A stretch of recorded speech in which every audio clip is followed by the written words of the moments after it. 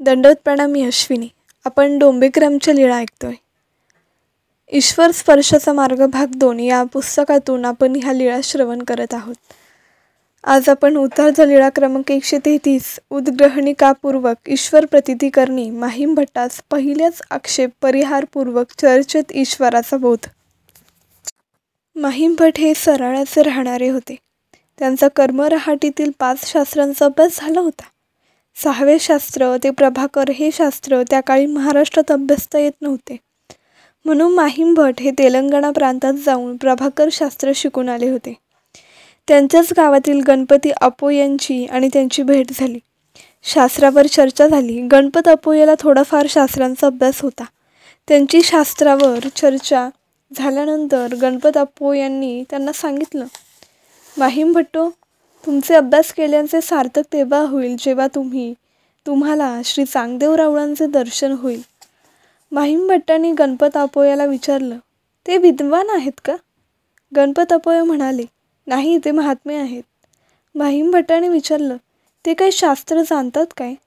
तेव्हा गणपत अप्पोय्या म्हणाले, शास्त्र जाणतात की नाही ते माहीत नाही, परंतु ते मराठी फारच सुंदर व उच्च प्रतीती बोलतात.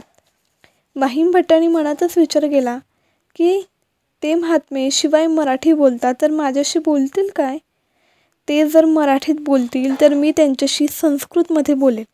मग त्यांनी गणपत अप्पोय्याला विचारलं, तुम्ही ज्यावेळी त्यांच्या दर्शनाला जाल त्यावेळी मला घेऊन जाल का? हो, घेऊन जाईन, गणपत अप्पोय्या उतरले. मग एके दिवशी गणपत अप्पोय्या सर्वज्ञाच्या दर्शनाला निघाले असता माहीम भट्टालाही सोबत घेऊन गेले. रस्त्याने जाता जाता माहीम भट्टांनी सर्व प्रकरणे मनन केली. स्वामी मराठीतून बोलले तर आपण संस्कृतातून बोलून त्यांना निरुत्तर करू, अशी मनात अहमभावना बाळगून ते भामठाण गावात आले. तेथे स्वामींच्या दर्शनात निघालेल्या पिंपळे वामन भटाबरोबर माहीम भट्टास पाठवून गणपती अप्पोये काही कामानिमित्त भामठाणाला थांबले. माहीम भट्ट डोंबिग्रामला राजमठात सर्वज्ञांकडे आले तेव्हा स्वामींचा सकाळचा पूजावसर नुकताच आटोपलेला होता. श्रीकंठी पुष्पमाला, त्रिमुखी तांबूळ, कपाळावर चंदनाचा पट्टा असे स्वामी ओट्यावर पूर्वभिमुख बसलेले असताना पिंपळे वामन भट व माहीट आले. पिंपळे वामन भट्टांनी साष्टांग दंडवत घालून श्रीचरणाचे दर्शन घेतले. माहीम भट्टांनी मात्र अहंकार असल्यामुळे फक्त काया प्रणित करून स्वामी समोर बसले. तथापि त्याच्यावर स्वामींच्या सानिध्याचा परिणाम झाल्याशिवाय राहिला नाही. त्यांच्या अंतर्प्रभावामुळे ते दीडमूठ होऊन बसले. काय बोलावं हे त्यांनी उमजेना. पिंपळे वामन भट थोडा वेळ थांबून निघाले व माहीम भट्टांनाही चालण्याविषयी विचारू लागले. तरी पण माहीम भट्ट स्तब्धच.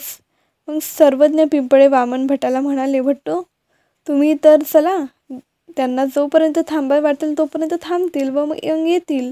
परंतु पिंपळे वामन भट गेल्यानंतरही बराच वेळ माहीम भट काहीच बोलत नव्हते. म्हणून स्वामी स्वतःच वादास सुरुवात करत म्हणाले, येथोनी अंत्यतिक संस्कृती शोधू होय ऐसे काही प्रतीती आती. अर्थात संसाराचा आत्यंतिक नाश होऊन मोक्ष मिळू शकेल असे काही ज्ञान किंवा अनुभव आपण प्राप्त केला आहे काय? जीवात्मा जन्ममृत्यूच्या बंधनापासून कायमचा सुटतो अशी काही प्रतीती आहे का? माहीम भट म्हणाले, आहे, पण एवढेही आपल्याला अजून माहिती झालेले नाही.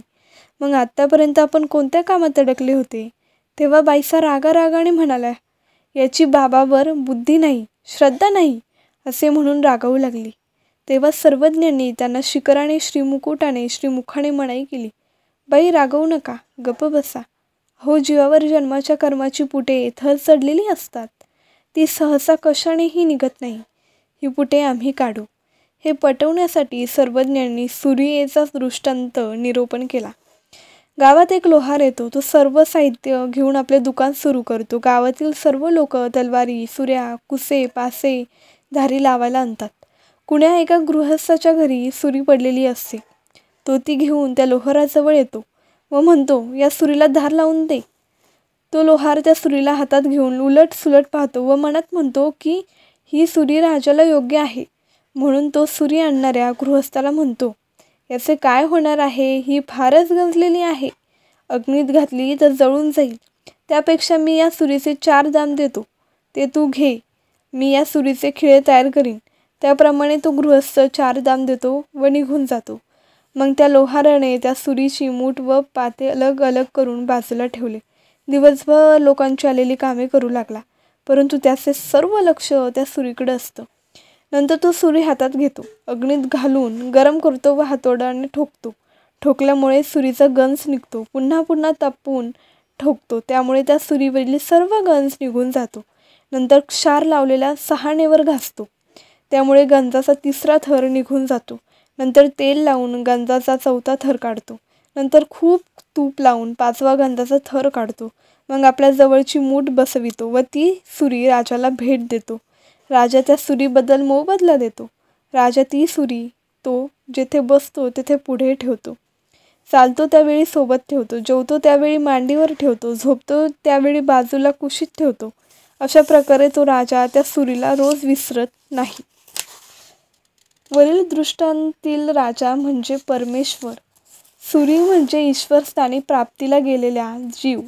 ज्याप्रमाणे राजा सुरीला विसरत नाही, त्याप्रमाणे अव्यक्त परमेश्वर या ज्ञानी याला महिमभट्टास विसरत नसून त्याला आपले स्वरूप प्राप्ती करून नित्यानंद अखंड आनंद संचार करतात. त्यामुळे येथून त्याचे केव्हाही पतन होत नाही. आज आपण ही लीळा ऐकली, ती तुम्हाला कशी वाटली मला नक्कीच कमेंटमध्ये सांगा. आणि तुमच्या ह्या प्रतिसादामुळेच आपण ह्या डोंबेग्रामच्या लीळाचं सत्र चालू ठेवत आहोत. तर तुम्हाला कशा वाटत आहेत मला नक्कीच सांगा. आणि आपल्या चॅनलला सबस्क्राईब करायला अजिबात विसरू नका. तुम्हा सर्वांचे खूप मनापासून धन्यवाद. दंडवत प्रणाम.